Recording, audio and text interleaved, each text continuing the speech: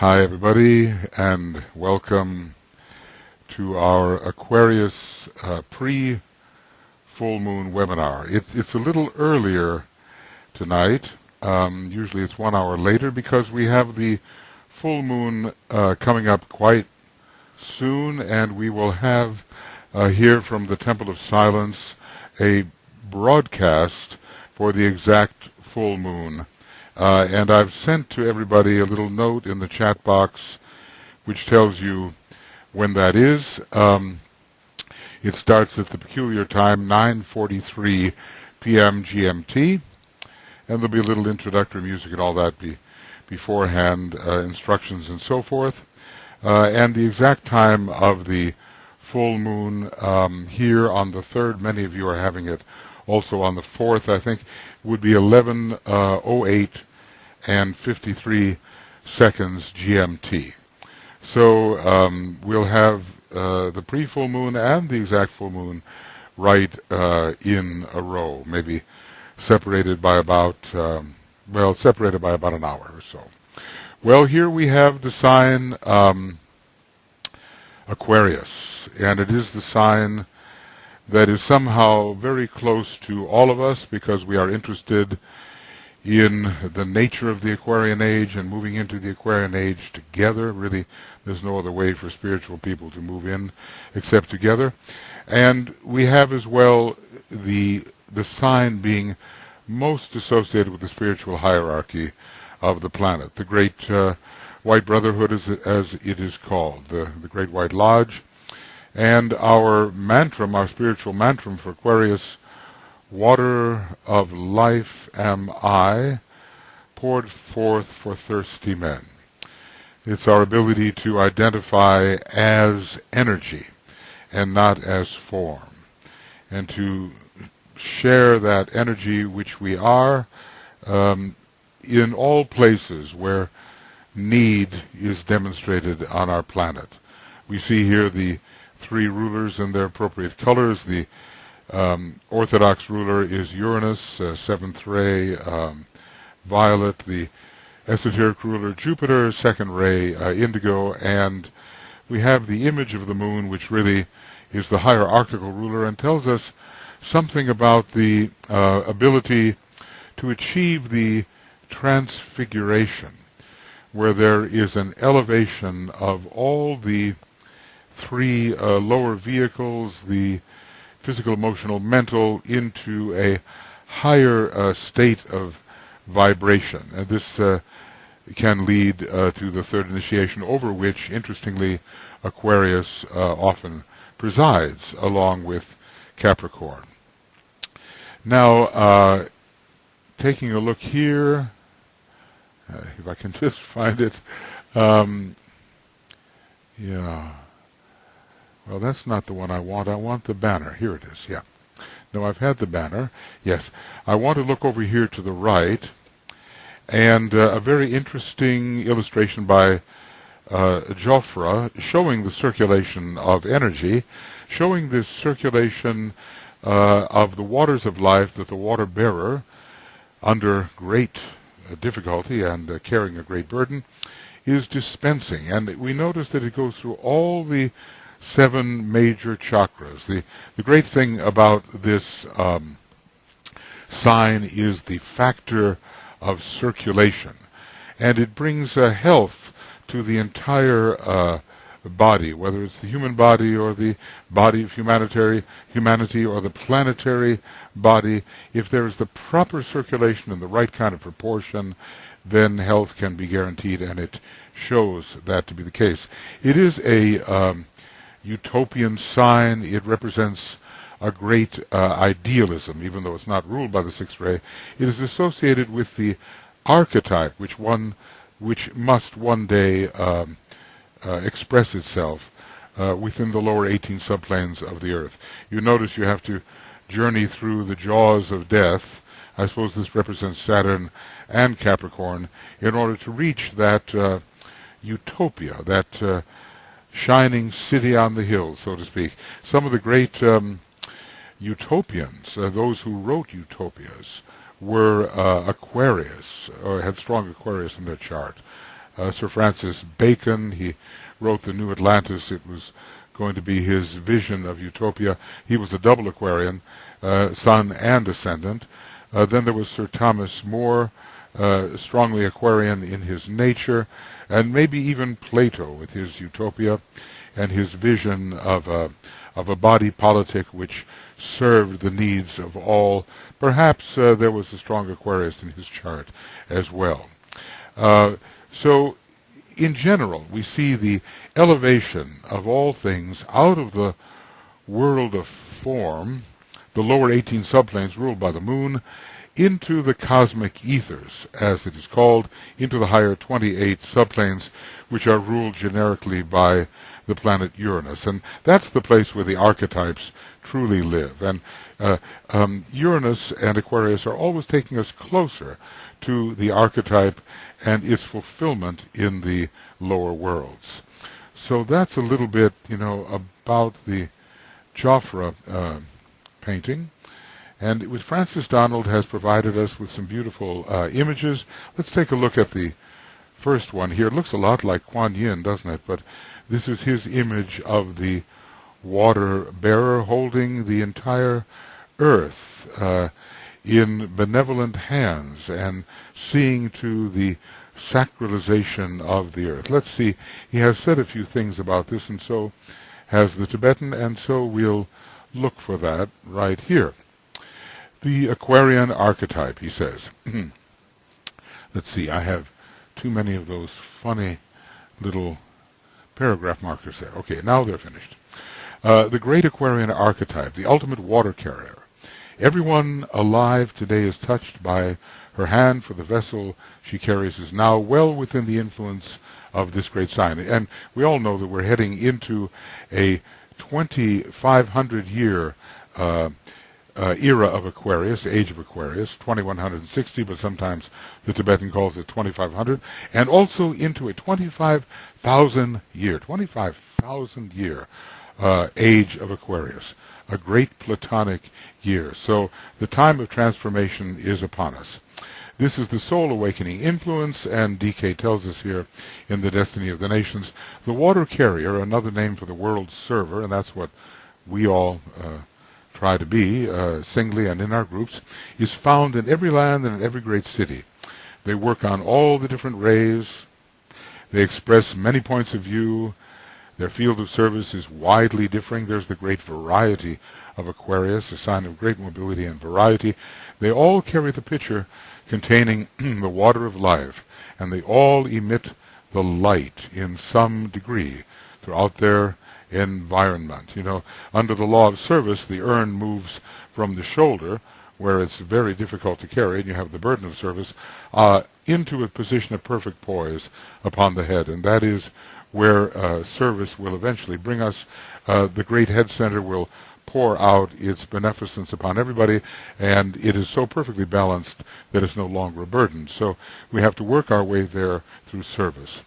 To you who live and work in this interim period and in this cycle of transition with all its resulting outer chaos and upheaval, is given the task of expressing steadfastness, it is a fixed sign after all, service and sacrifice.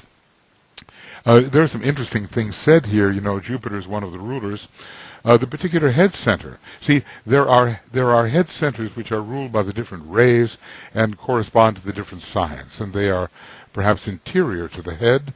The particular head center that corresponds to the heart center of the cosmic being, here depicted, radiates the energy of Jupiter. So they all have their own planetary kind of rulership. Aquarius is esoteric ruler, which draws into expression the heart of the sun. So Aquarius, through Jupiter, is related to the heart of the sun, thus awakening the soul aspect in all humanity. And that is what we do expect, that during the impending shorter age of Aquarius, the heart center of many will awaken, the soul aspect of many will awaken, and during the 25,000-year period, we will see humanity entirely transformed. And there are different things the Tibetan and HPB have said here. The sun used to be called the eye of Jupiter. There is a very close connection here. A lot of occultism in that. Ray 2, love, wisdom via Jupiter and the Sun. These are the most powerful. Okay. And the heart of the Sun is found here. Really, what is the heart of the Sun? There are different ways to look at this. Aquarius taps into the heart of the Sun, and the heart of the Sun can be considered really the soul nature of the solar logos, found on the higher mental plane, cosmically considered. The heart of the Sun, the inner point of life in all manifested forms. So we have great promise in Aquarius. And, some of you have received these before, and Francis wishes us well. He's done a great service here by offering these illustrations to us, as has Dwayne Carpenter, a number of very fine occult illustrations. So the purification of humanity is coming. The Augean stables will be cleansed. Let's take a look here at our water carrier again. We see this pure serenity, this beauty, the great jewel shining on the head, and the illumination and the compassion which are suggested by the illustration. Also, Francis has another illustration here, which is very interesting. It shows the group consciousness of Aquarius as they all, the inner circle of those within the Master's heart, sit around the Master, and the multitudes in their various ranks and in their ability to apprehend what is the nature of the Master are gathered here as well. So this shows us something of the group consciousness of Aquarius. Francis asks us to imagine people sitting around the central figure, and then to go further and take away the usual formal details. We lift our vision higher, and the etheric realms appear, and we see the etheric bodies of those glowing energetically around. And there are various stages of discipleship, we know. One of the stages is called the disciple within the Master's heart. There's also the lesser stage, disciple within the aura, and there the disciple on the thread, Chela on the thread, and I'm going down, and here we have as well the accepted disciple. But a very high stage is to be within the Master's heart, and he kind of demonstrates that. And he also shows us the 7 in 1. If I can find this, it goes down just a little bit. It's called the Pythian vessel, and it shows 7 serpents united into one. Again, the circulatory energy of Aquarius unites the 7 into one. It is a sign which is closely related to the 7th ray for various reasons, and also especially through the leading planet Uranus, which is one of the hierarchical rulers, the veiled hierarchical rulers of Aquarius. So let's see, maybe a few more things here. The geometry here of the Pythian vessel, and whereas the Leonian individual knows himself as the point at the center, and the Sagittarian directs his focused attention along the radius of the circle, the enlightened Aquarian knows that though he is only one point within the circle, he is also the circle itself. So there's this great inclusiveness, this sense of I am the group, and eventually I am the whole. This is a beautiful progression here, and it's a progression that we should pay close attention to because it rises from our own heart center. From the disciple's heart center, then the heart center in the head, then the egoic lotus, which is 12-fold, we know, like the heart. Until the 4th initiation, it's the heart center of the monadic life. Then the Master at the center of the disciples' group. Then the Christ, the heart center of the hierarchy. The life of the monad, which begins to make itself felt at the 3rd initiation, and in a way, being on the 2nd subplane of the cosmic physical plane, is related to the heart of the solar logos. And then the Lord of Life himself, the heart center of Shambhala. The line of relationship then extends from these onward and outward and upward spherically considered to the life at the very center of our Earth's alter ego, the planet Venus, to Jupiter, which is the esoteric ruler, and thence to the solar lord himself, and on to a point in the sun, Sirius. So we see what tremendous relationships are available through this sign Aquarius, which is also a sign under which mastership is taken as well. So many people were told end their career as a human being in the sign Aquarius, taking the fifth initiation in Aquarius. So third, fourth, fifth, second initiation 2 is often taken here to cleanse the astral body, and thence on to the greater heights which are offered as we participate more and more in this sense of the group until a great unity is achieved. Well, many beautiful things are said here by Francis and by the Tibetan, and it's always good to take a look at these connections. Sirius is very important, and it's been very important today. Some of you know that we've had a broadcast here because this is the first of the Pluto-Sirius oppositions. Now, you know, we see shaping up in the world today a very difficult situation. The energies of the forces of light through the hierarchy are opposed by these subterranean, resistant, reactionary forces under Pluto. Of course, Pluto is so much more than that. Pluto is a great initiator and transformer, but it's possible to react to Pluto in a negative manner, and we do see to a certain degree that this is happening today. So there's a life and death struggle going on between the energies of hierarchy and the energies of the Black Lodge, which is trying once again to overcome humanity. It's pretty obvious. And Tuya was describing some of this today. You know, there's Sirius A and Sirius B. Okay, well, the Sirius A we are very familiar with, and it is the great star of initiation. But Sirius Black, well, maybe some of you have seen Harry Potter movies, and there was this character called Sirius Black. But there is a star known to the Egyptians. It's a hidden star. It's the Black Sirius, and it has to do with the powers of the fourth initiation, and the quality of death that is wielded at the fourth initiation, death to encapsulation by the form. Well, you know, we do have the opposite reaction today. We have a group called ISIS, and it is a death-dealing group as far as we can see at this time, and it is using the Sirius Black energies in a negative way. Well, these energies are facing off at this time, and probably for each one of us, in terms of the dweller on the threshold and the soul, we are having that kind of battle going on. If we're sensitive, all that is negative within us and all that is positive are going to be facing each other during this year, particularly when these oppositions are at work. So, in a way, the world situation reflects very much what is happening within our own nature. Anyway, we seek to be part of the redemptive powers released at this time.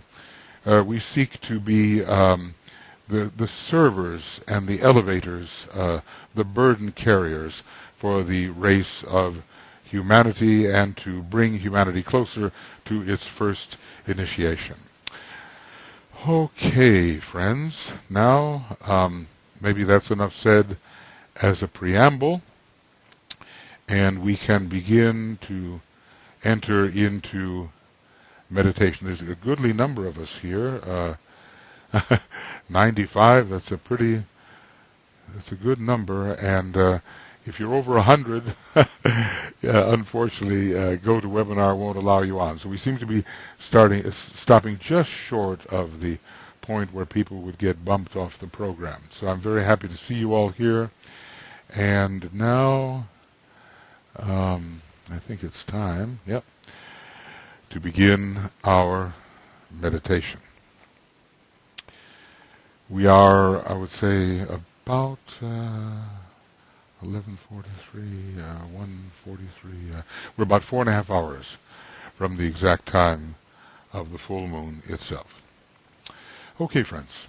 So with those thoughts in mind and determined to reflect together the energy of the Lodge on high, the Great White Brotherhood, determined to come into right soul relations with each other, we do begin. We're really within that 12-hour period before the full moon. We're on this day of safeguarding. We are receiving and holding the energies, followed by the days of distribution, wherein registration is mentally reflected, the sense of expectancy astrally reflected, and a confirmed belief through our etheric physical nature.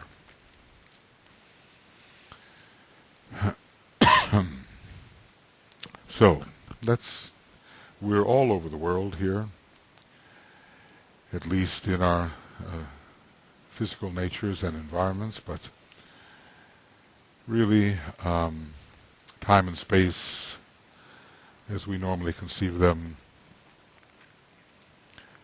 do not exist, and we are coming into each other's presence. We are withdrawing from our outer instrumentation, our physical nature, which is relaxed and poised, and our astral nature quieted, and receptive to the energy of love,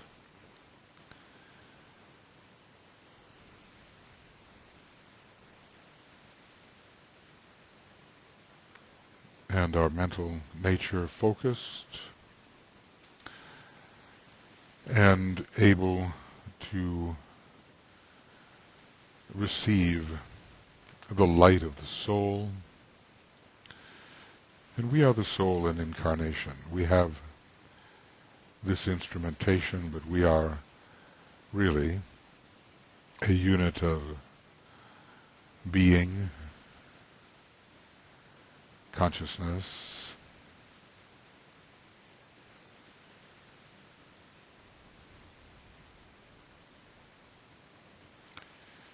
and we begin to tune out the customary worlds, the worlds of form, the 18 lower subplanes, and we abstract ourselves into our truer home, our truer point of tension, upon the higher mental plane, and this is the world of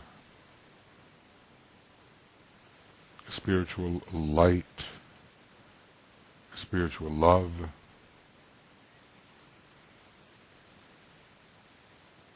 spiritual sacrificial will. This is the world we're tuning in at the moment.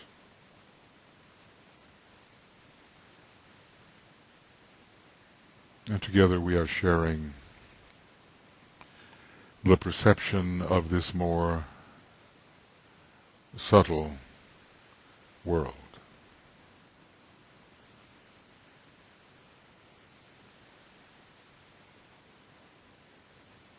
We are the soul. Together we are a group consciousness, a group soul.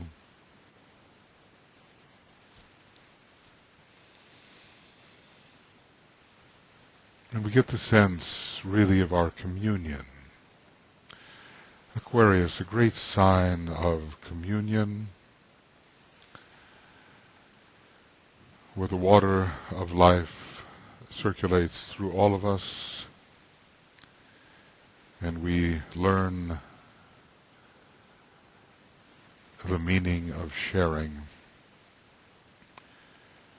because we are of one substance, of one consciousness. We are of one essence. And we can reach out, to the members of the new group of world servers, wherever they may be found in all countries, understanding our communion with them on the plane of soul,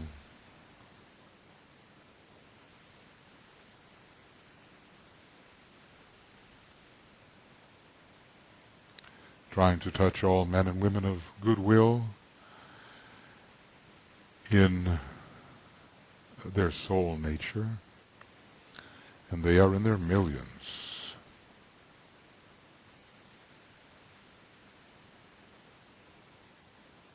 And here and now, we can be in touch with them and they with each other in this realization that the many millions, motivated by the energy of goodwill, which is love in action, are really one instrument to be used by hierarchy. We try to feel that communion.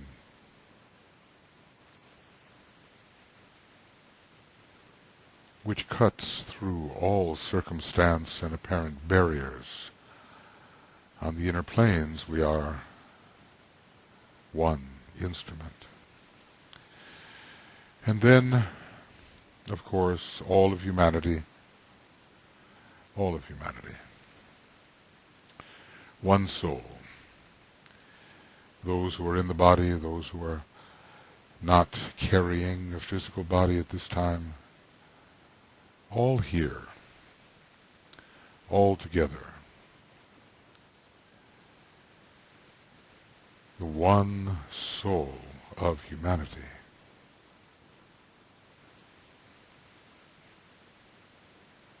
It's one being.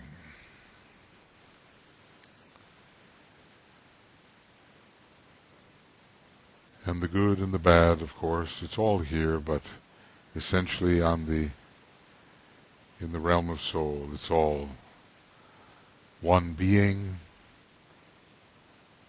Such an important realization to carry with us, even when assailed by this sense of diversity which seems so difficult to unify.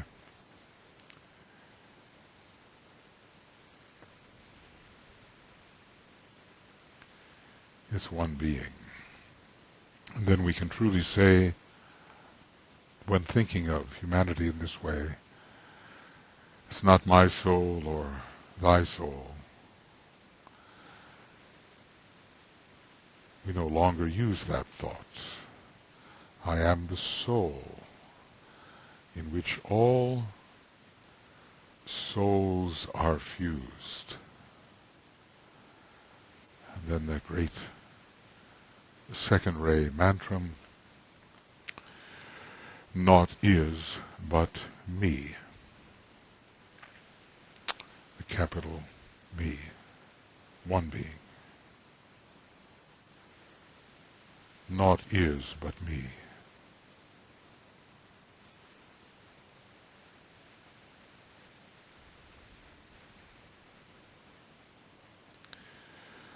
And may that realization be increasingly real to us through all the diversity of our experience. Naught is but me. In our group here, we are gathered together. We work in the mind, held steady in the light. The various aspects of will come into our point of tension on the mental plane. We are focused together on the mental plane.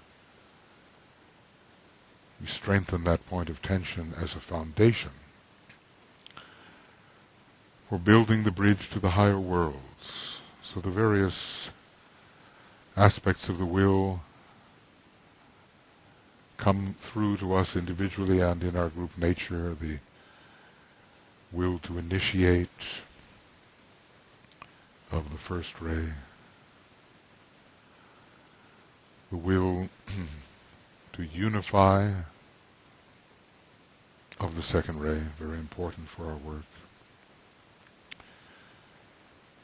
The will to evolve, which is essentially education, it's of the third ray.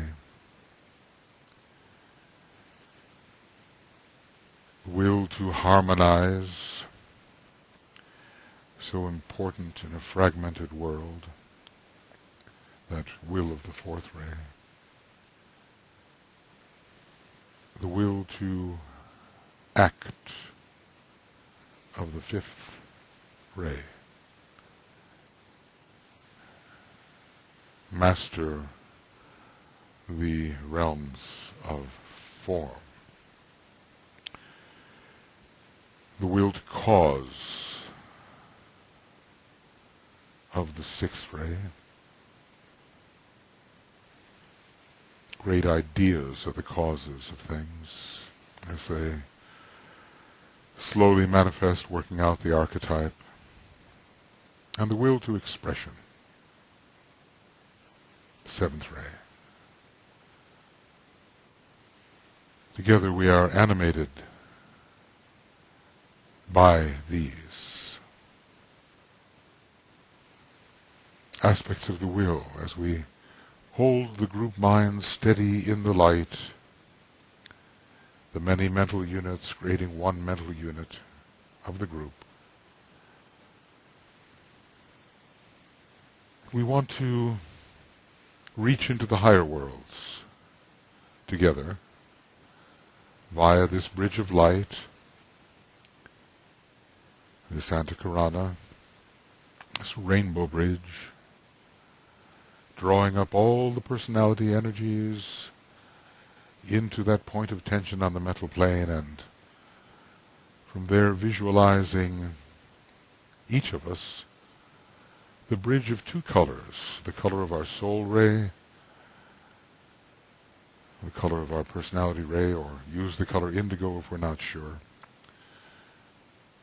But those colors, each one of us visualizing first ray red, second ray indigo, third ray green, fourth ray yellow, fifth ray orange, sixth ray rose, seventh ray violet. There are other colors for other reasons, but those will serve.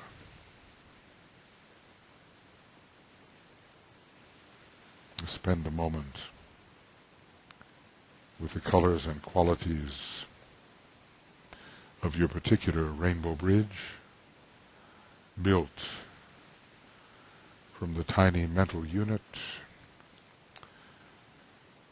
to the monastic permanent atom within the spiritual triad. We can, we visualize these things.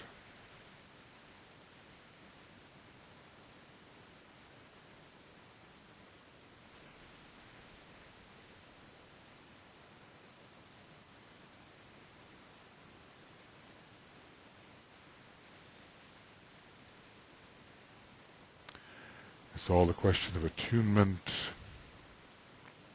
of resonance, and the many, many bridges of all the group members here,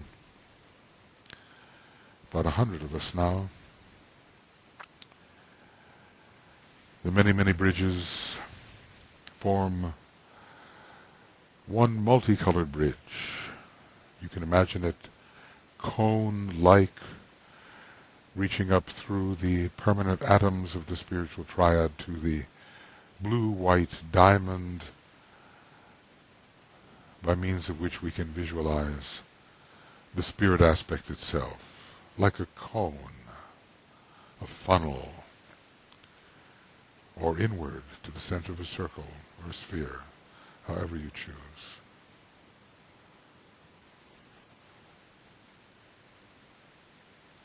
Via this funnel, we can be inspired by the Spirit, inspired by Atma, the spiritual will, inspired by the intuition, pure reason, the Buddhic plane, inspired by the abstract mind.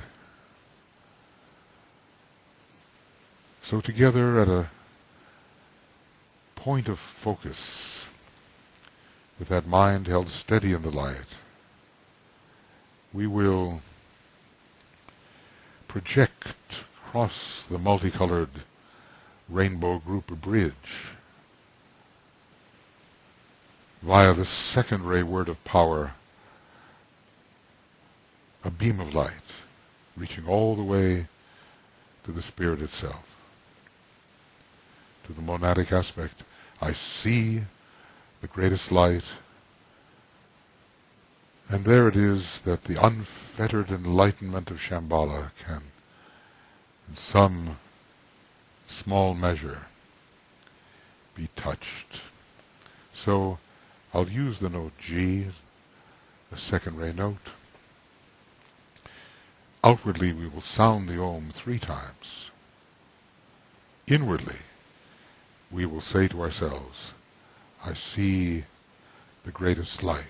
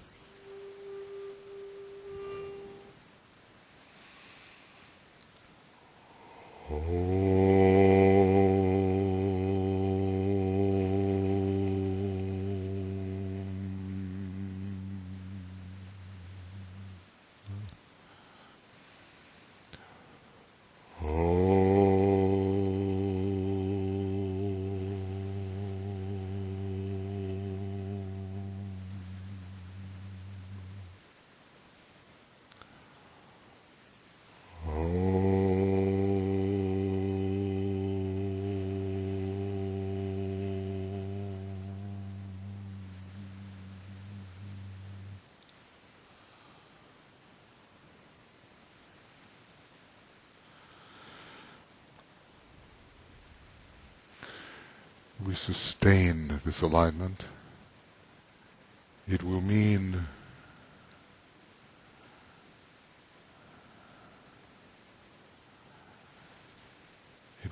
that we have attunement with these higher worlds as a group.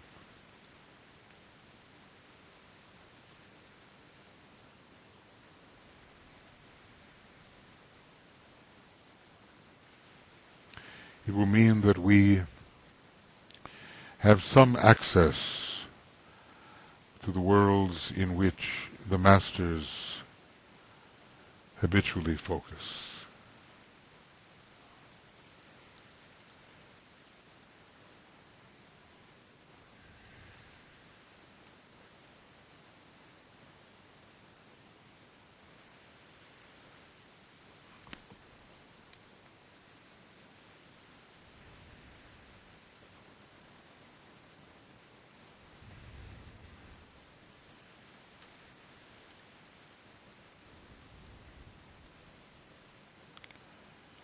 And we will offer our salutations to the Masters at this time in that interior world.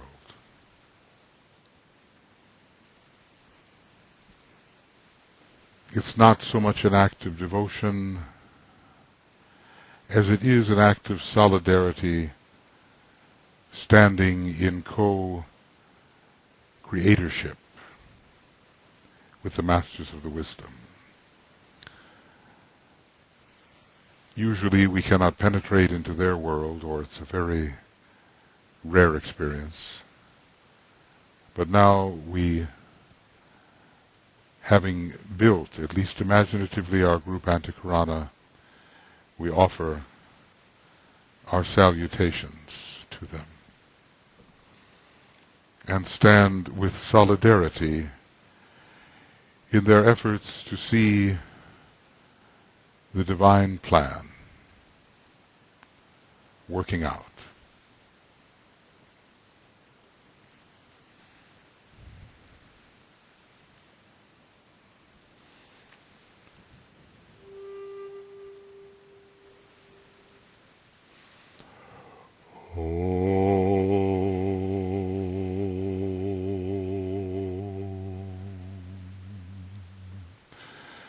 Salutations to the Christ, the Master of all masters.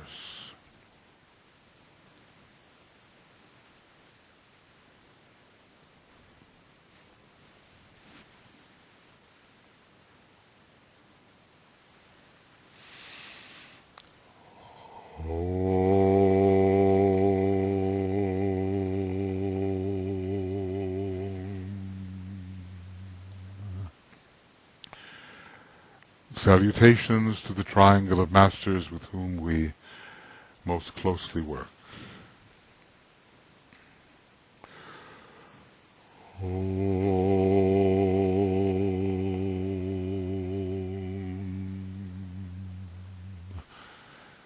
Salutations to the Master Morya, the head of all esoteric schools and organizations.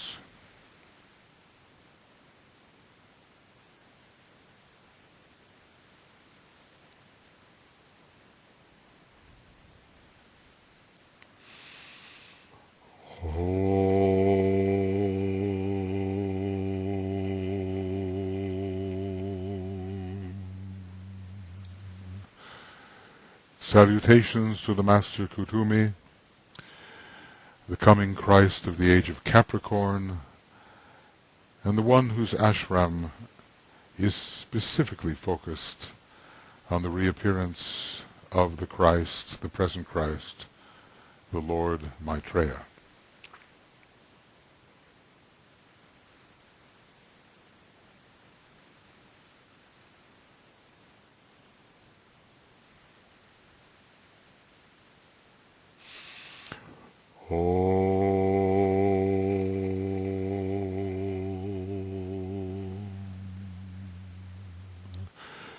Salutations to the Master Jwal Kul, who has given us the blue books, and whose ashram particularly prepares aspirants for initiation.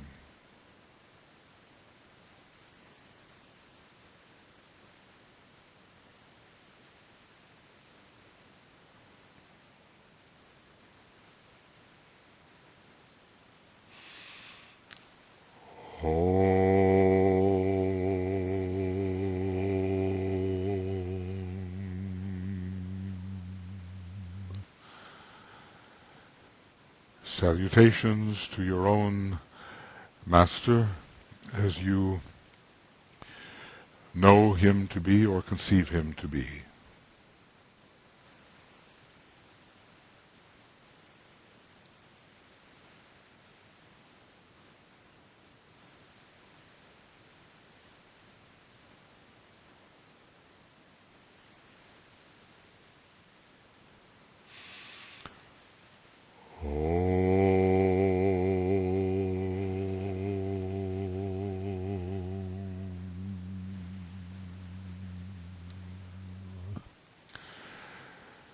Salutations to the spiritual hierarchy of our planet in its entirety.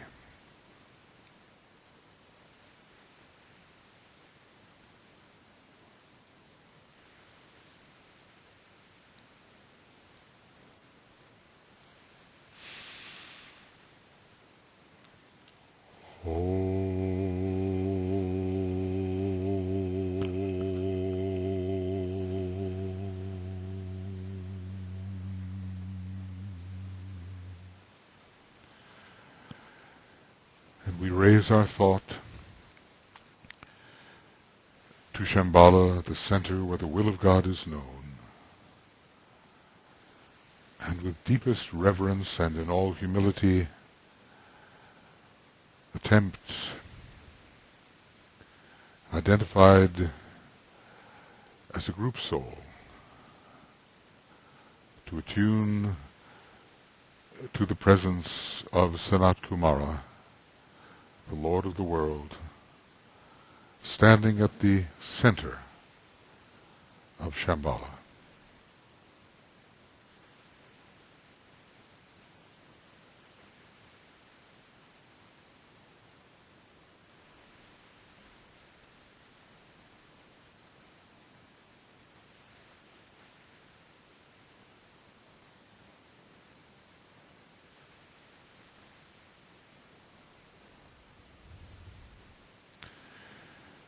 May we be responsive as a group to the will and the purpose of Shambhala as much as we can conceive it, which is not yet very much, but every impression is of value to us and to the world. And so, inwardly, we sound a long, silent Om as we imagine the group and all who can respond in the new group of world servers, the group imbued with his energy, a long, interior, silent Om.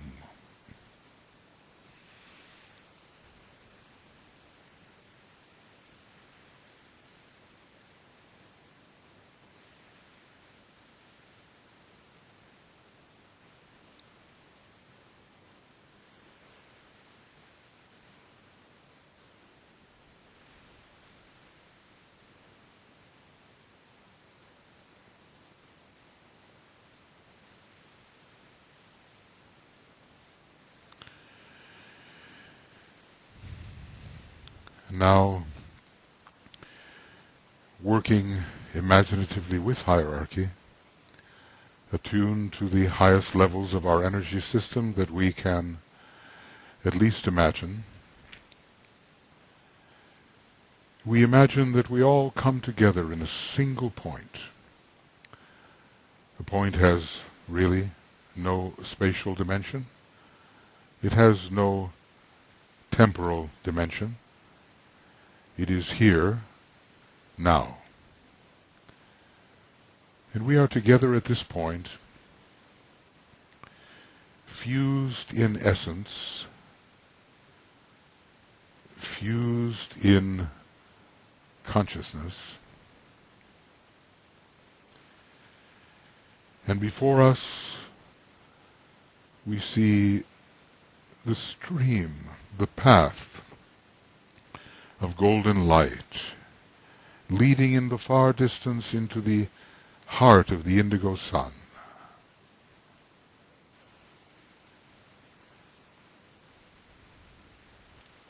And we as a group, aligned, attuned,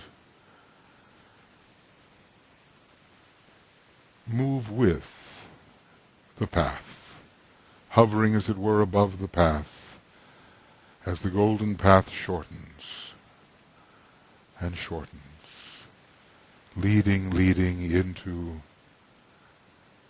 the indigo sun, into the heart of the indigo sun. And we, at the point, as a point, are immersed in the indigo, the deep indigo of the second ray. And here we imagine that we encounter the consciousness of Master DK, that great expert in planetary and hierarchical energies. And we seek to become outposts of his consciousness. Something of his amazing wisdom and knowledge may then enter the group mind and our own minds. So we will now begin to think of the great beings whose energies are uniquely available at this time. We're going to, supported by the energy of Master DK, we're going to rise towards the different planets which are the rulers of Aquarius, towards Uranus, the exoteric ruler, conveying the capacity to reinvent and renovate the energy patterns through which humanity and individuals express themselves.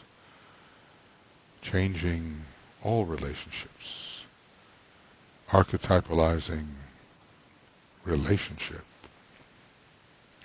We're going to move towards Jupiter, the esoteric ruler, conveying the power to achieve spiritual growth and fulfillment through loving group cooperation, a great heart center in our planetary system. And we're going to move towards the planets which the moon hierarchically veils. Vulcan, Neptune, and again Uranus. A special transfiguring influence.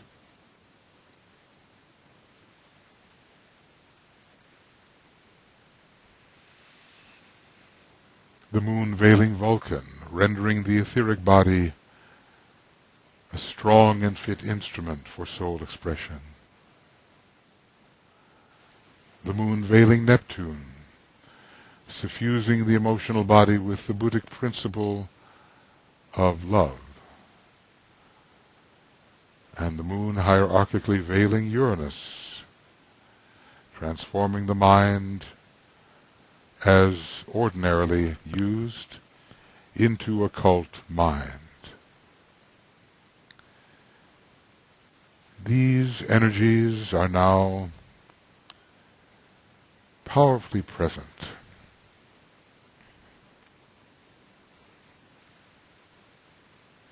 We can contact them in a special way related to the constellation Aquarius at this time. These hours before the full moon and following, these are great deities whose consciousness is present, whose nature is present, and of whom we are really extensions. As monads, we all find our home within a particular planet and eventually within the sun. These great deities are not simply physical planets, if we could realize that. So let us one by one ponder and come in tune with the planets, the amazing deities associated with Aquarius. You've seen the pictures of Uranus. It is interestingly rather turquoise in color. It's a color which Master D.K. in some of his meditations for his groups said to be associated with Aquarius. So first we will ponder the power of Uranus. Amazingly, not just a seventh-ray planet, it's a first-ray planet, monadically. It's the home of electric fire, that spirit aspect, the highest aspect of will. And we focus together on the alchemical power of Uranus to transmute, transform, transfigure, and eventually translate our natures, leading to the reordering of the lower worlds according to the pattern in the heavens. Uranus, the heavenly one, archetypalizing the patterns below according to the archetypal purpose above. We ponder.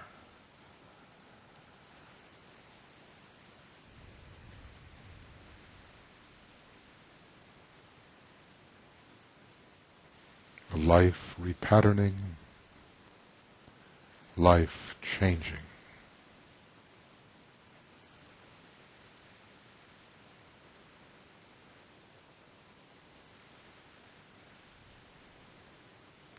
heavenly life, here and now, divine life, here and now, archetypalizing conditions.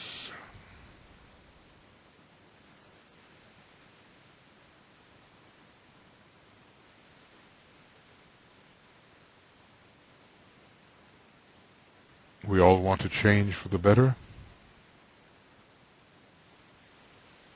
and Uranus is a major planet by which we and all humanity change for the better.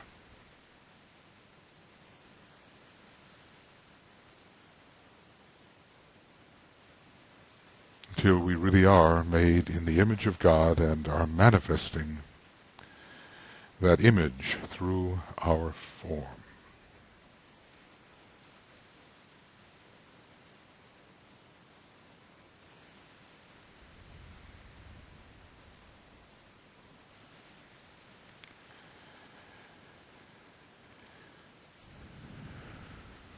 So we allow this energy to flow through us and through our groups, the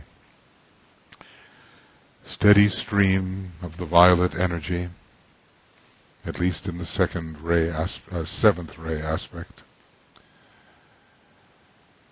And we and our groups, we need this change. We imagine the energy flowing in to our group and groups, creating a necessary change according to the archetypalizing power. As we sound the Om, and we will sound it on a seventh ray note, the B, we will visualize important changes taking place within our group and groups.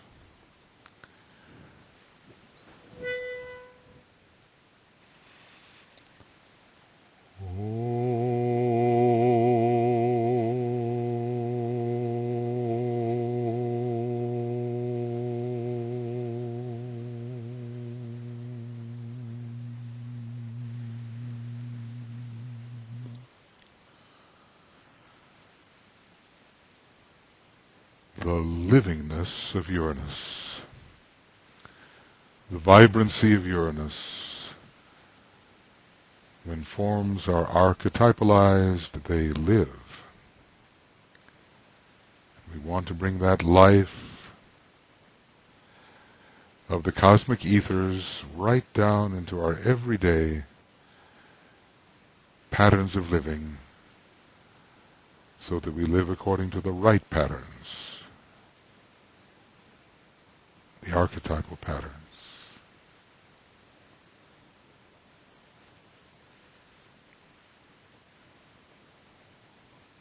But then we move forward, we move onward now. Of course, we could ponder Uranus in relation to Aquarius for an hour, maybe more. But this gives the idea. And over the coming days you can focus as you will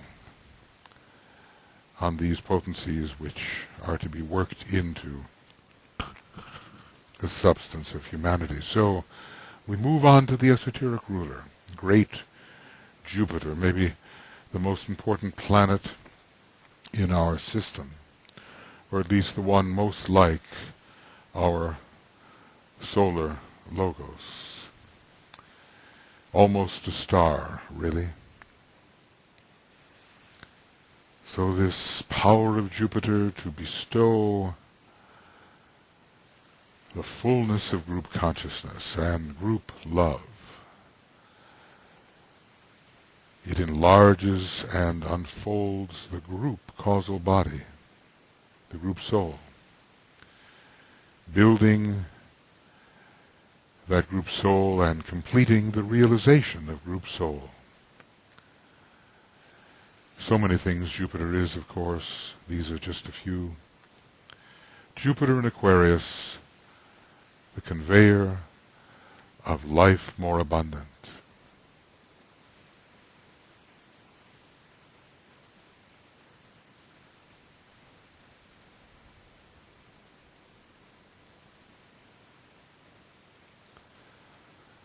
Life more abundant,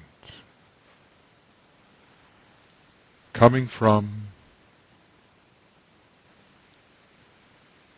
the constellation Aquarius through Shambhala. Life more abundant.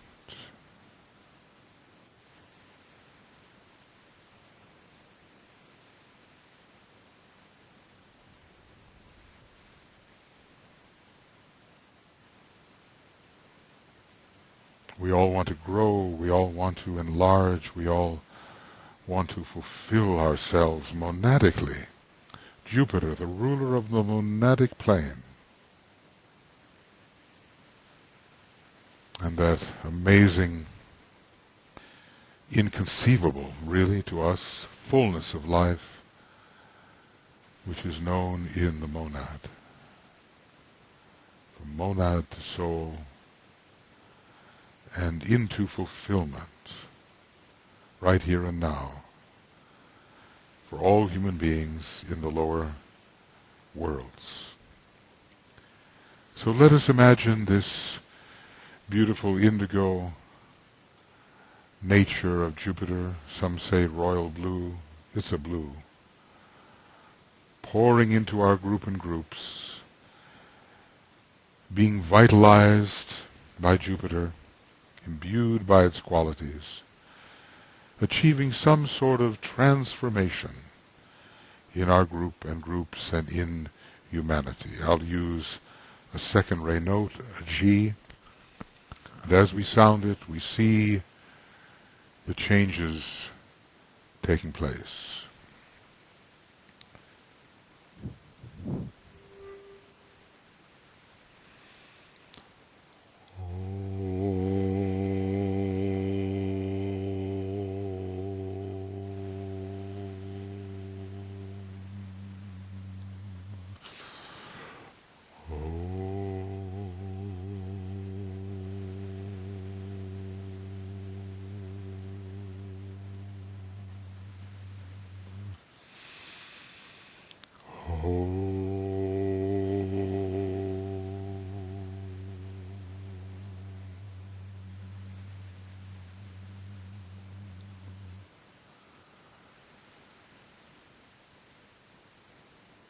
The benevolence of Jupiter, the compensation of Jupiter,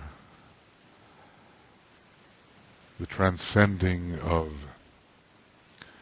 the limitations against which we fret, conveyed by Jupiter, life more abundant, full group soul living.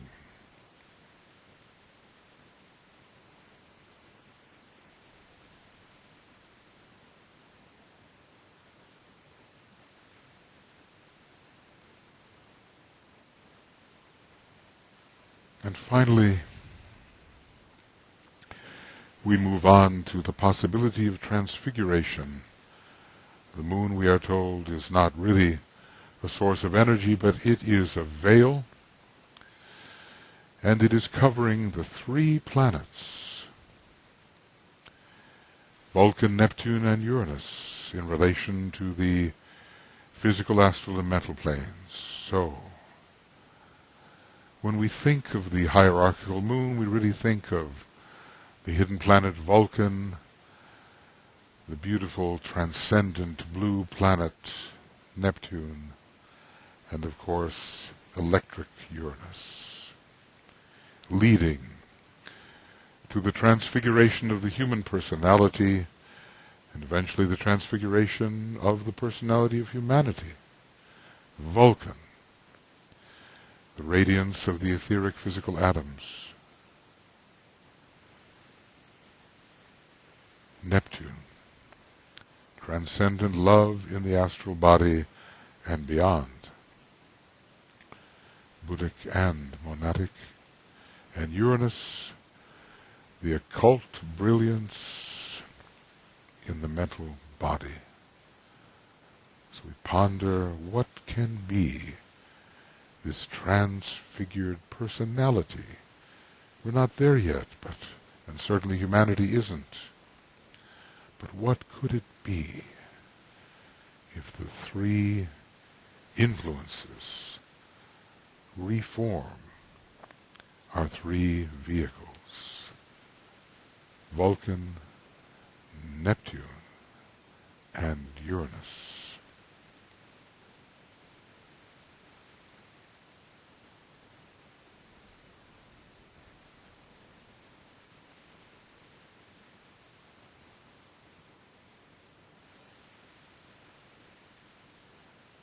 Really preparing us for initiation, preparing humanity for not only the first imminent initiation, but for others to come.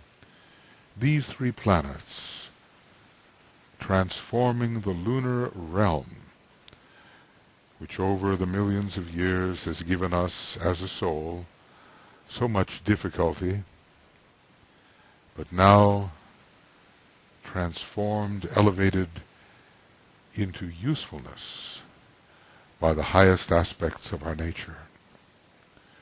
So we will imagine these three influences flowing in. The red-orange of Vulcan, the rose color of Neptune, or the deep blue, and the violet of Uranus, flowing in to our groups, changing the physical form, the astral form, the mental form, until transfiguration becomes a possibility. First, on a note we will use for Vulcan, the Om, then a note for Neptune, then a note for Uranus. For Vulcan,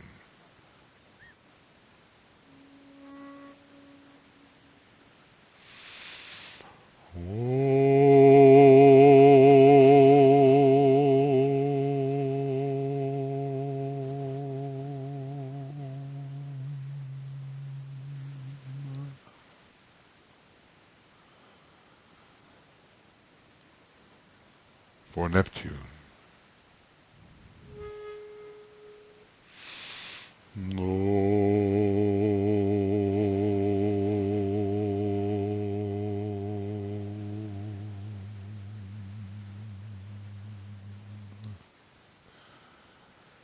for Uranus,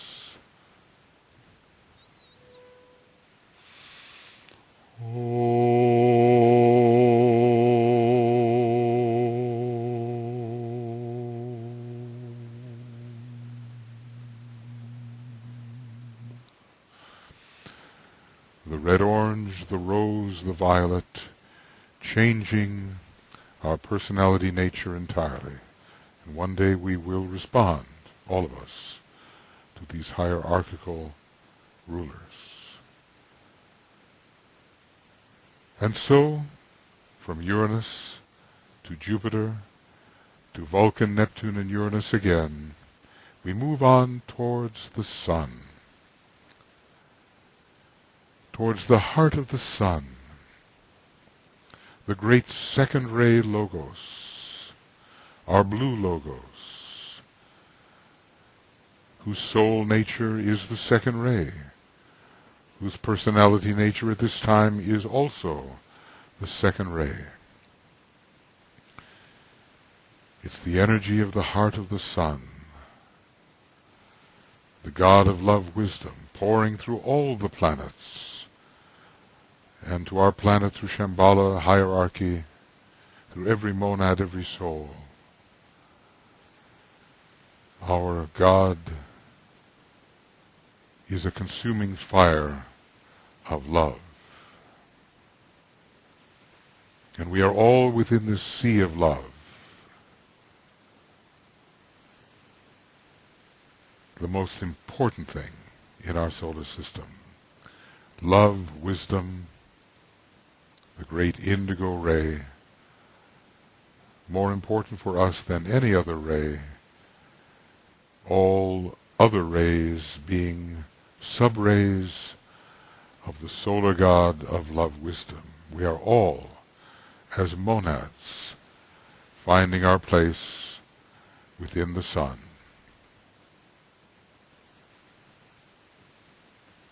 We try to realize the union, the unity that creates for us. And we'll use the G again, the second ray note. Understanding how we inhere within the great indigo God of love, wisdom, whose instrument is the blazing sun.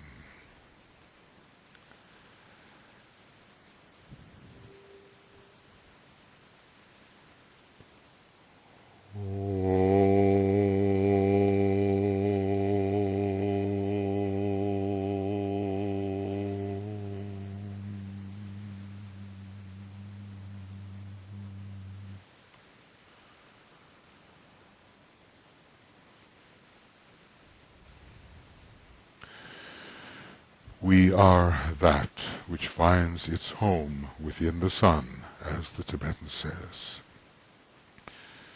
And now, supported by the consciousness of Master DK, we move on into stellar spaces,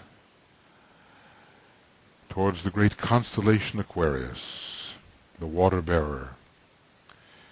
Its light, the light that shines on earth across the sea, across the astral plane, onto the earth, and from distant sources, from invisible constellations, giving us the life more abundant which we now express, or will express, in the Aquarian age. This is the light, says the Tibetan, which ever shines within the dark, and cleansing with its healing rays that which must be purified until the dark has gone. How beautiful that is. The 12 modes of light found on page 329 and 330 of Esoteric Astrology. This is especially beautiful. So open yourself to the feel of the energy quality of the constellation Aquarius, attempting to realize its profound connection to the fifth ray of mind, and also to the other rays which come through its ruling planets. Really, Aquarius is the rainbow. It is the coat of many colors. It has everything. And it makes of us, eventually, as it is said in the play about Sir Thomas More, the man for all seasons. We will be rounded out, we will be completed, we will be initiated, and we will pass into the hierarchy via Aquarius and sometimes via Pisces.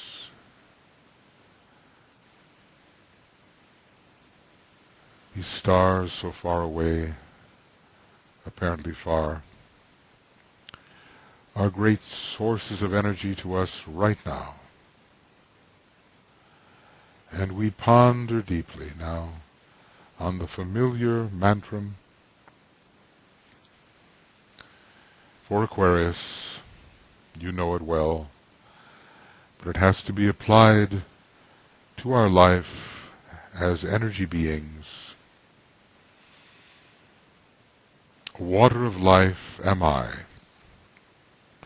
poured forth for thirsty men. We are the masculine kingdom, humanity, the Deva kingdom, the feminine kingdom. We are all Manas. Water of life am I, poured forth for thirsty men. And we'll attempt to grasp the esoteric meaning the meaning as it applies to our own life,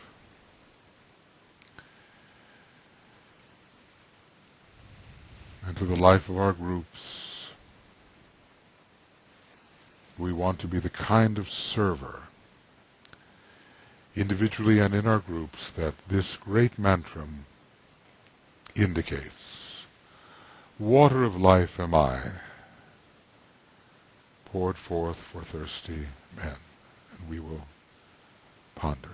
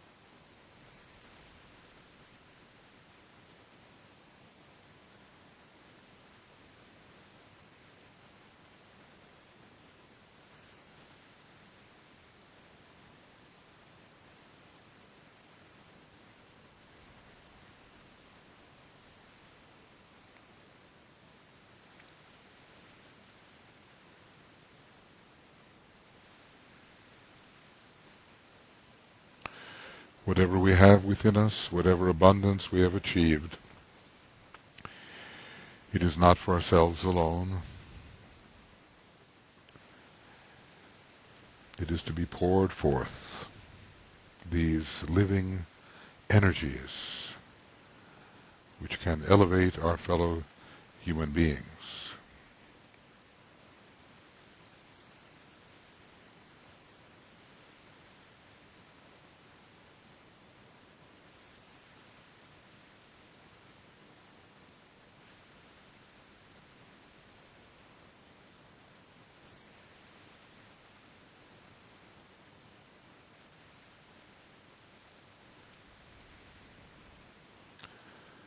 The entire content of our causal body, the rainbow body, in a way the Aquarian body, is meant for the elevation of the kingdoms of nature and of the planet. And at this time our special responsibility, humanity.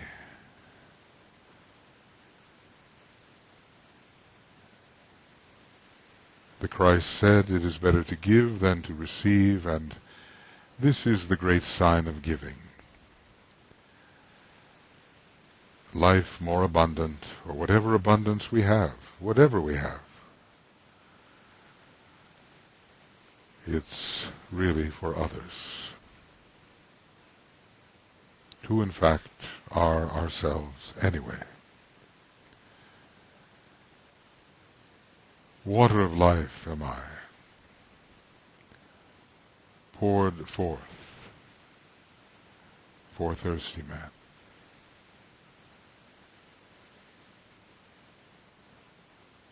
How can we pour it forth? And specifically, practically, how can we meet the need? A great psychic ability, DK tells us, awareness of the need, meeting the need.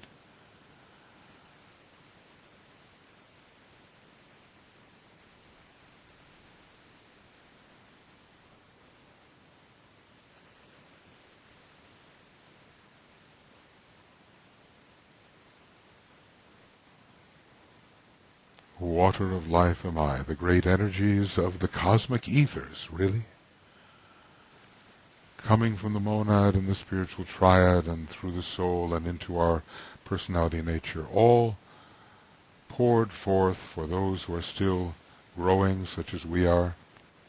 We are nourished by the hierarchy, and we revolve upon the pedestal of light and nourish those who are coming along and have not received as much light as we may have received.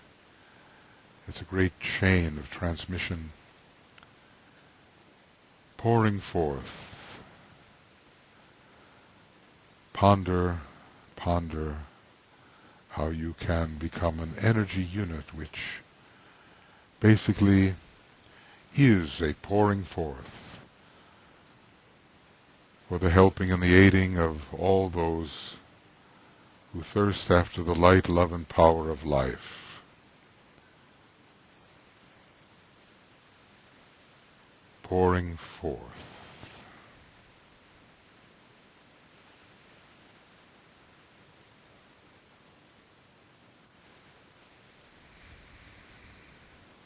So the intensity will grow. We're about 3 and some hours away from the actual full moon. We can intensify this. What an amazing alignment it really is, all the way from the one about whom naught may be said, our great supercosmic logos, and through his heart in the head center, which is the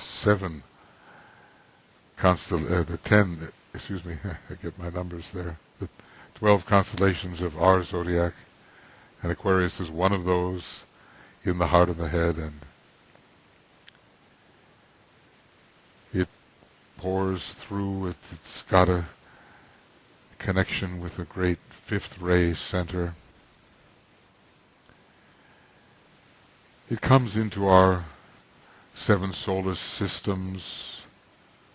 It relates to Sirius, relates to our sun, our local 7 solar systems, and it comes to the various planets, that are the rulers, and eventually to our Earth, and conveying the life more abundant through Shambhala, the abundant life of our monad into our soul and into our personality, and whatever can receive, whatever chakras can receive this energy, certainly the heart and certainly the head and the heart and the head.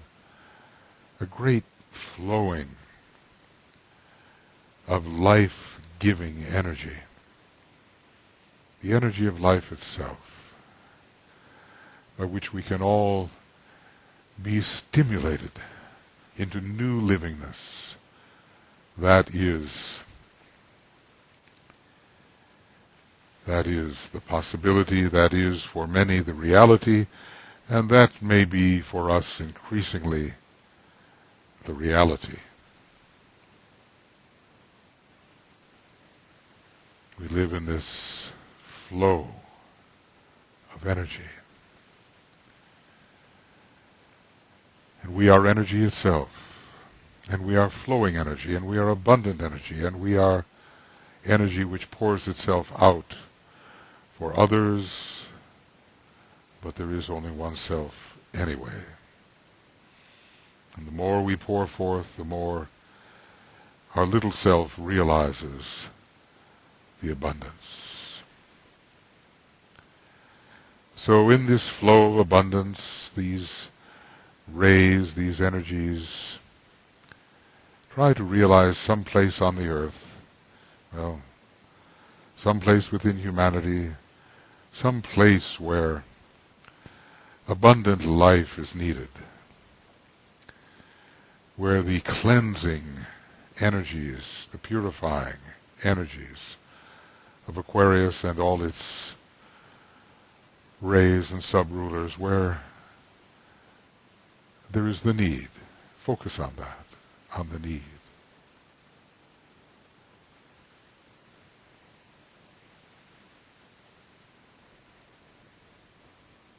Sharing is a key idea. And it's so important for the return, the reappearance of the Christ, this principle of sharing. He can't return until some measure of sharing occurs.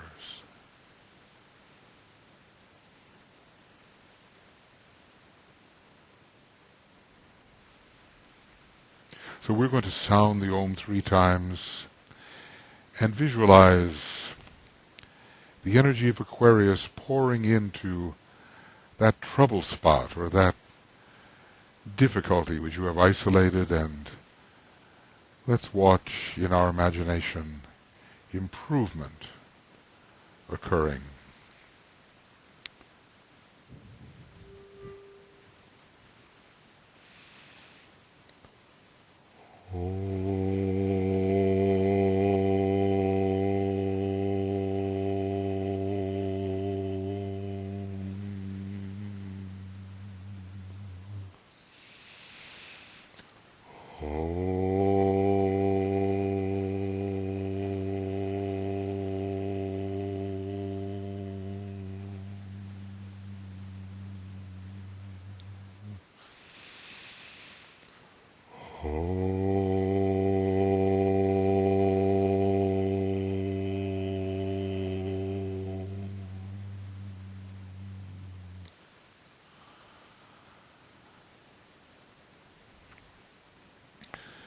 The divine circulatory flow.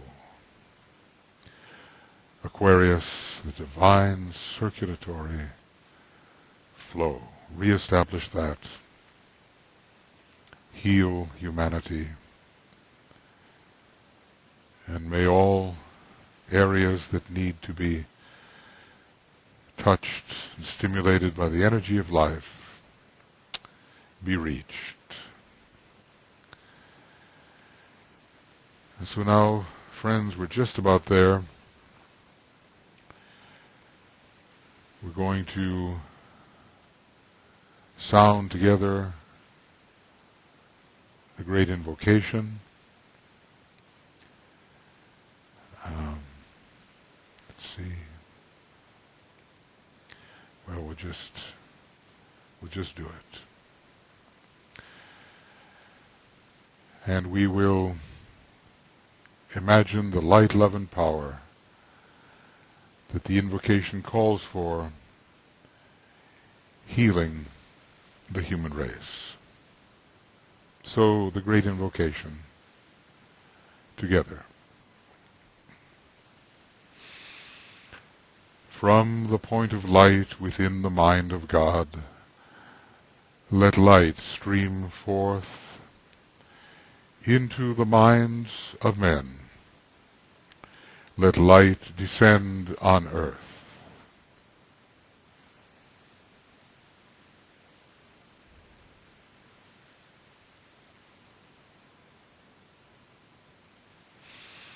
From the point of love within the heart of God, let love stream forth into the hearts of men. May Christ return to earth.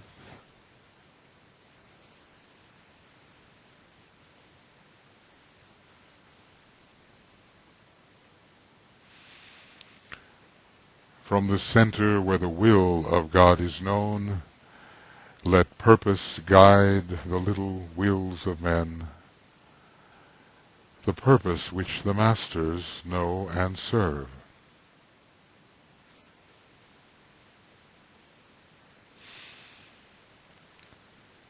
From the center which we call the race of men, let the plan of love and light work out, and may it seal the door where evil dwells. Let light and love and power restore the plan on earth.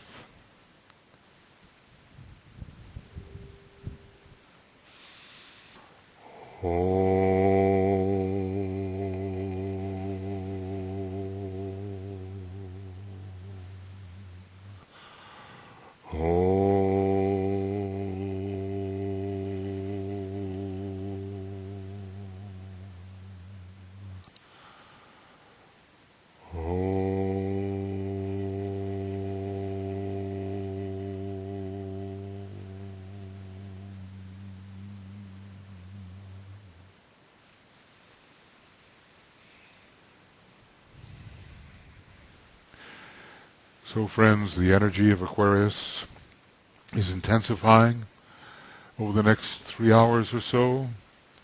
11:08:53 GMT. In about 45 minutes we'll begin the music, an introduction to our broadcast. You know, the exact full moon broadcast. My wife Tuya will lead it, and it has images and music, you know. So the link is here in your chat box if you want to join us.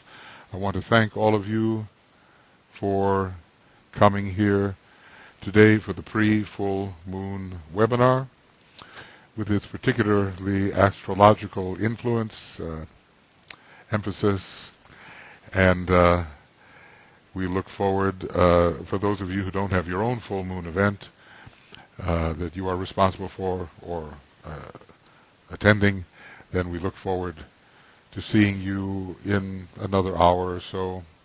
We begin at 9:43 GMT, and we will send you the videos of these of this webinar and of the broadcast, and also of the Pluto oppose Sirius moment, which I think I've already sent you. So thank you very much, and bless everyone. All the best to you, and we'll see you in the mind's eye at the right moment, all together. Not is, but me. See you then. Bye-bye.